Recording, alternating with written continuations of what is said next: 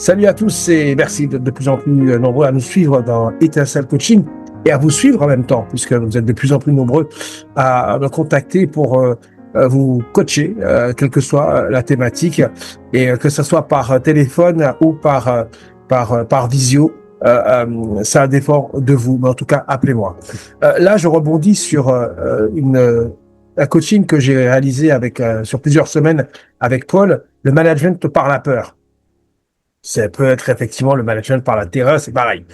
Ça consiste à quoi? Ben, vous l'aurez supposé, c'est de la part ça vient du manager et le manager fixe des objectifs qui sont le plus souvent inatteignables, instaure une surveillance permanente et brandit des sanctions ou humiliations pour obtenir des résultats.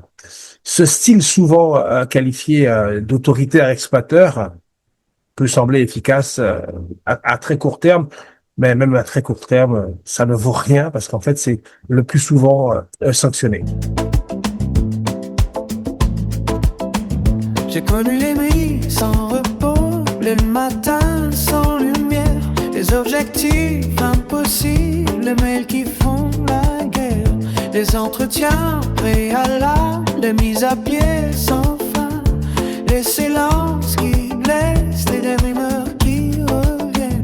J'ai pleuré dans les open space, j'ai crié dans les couloirs, mais au fond de mon ventre, il y avait une flamme qui ne s'éteint pas. Chaque convocation était une reine, chaque larme un sillon, et de ces blessures est née la plus belle des révolutions. Résilience, oh ma résilience. Conséquences sur l'équipe, stress chronique et souffrance au travail, désengagement total, turnover explosif et perte de talent, tout simplement. Il faut savoir que la Cour de cassation est claire. Un management par la peur peut constituer un manquement à l'obligation de prévention des risques psychosociaux. L'employeur et parfois le manager peut être condamné à verser des dommages et intérêts même sans harcèlement moral prouvé.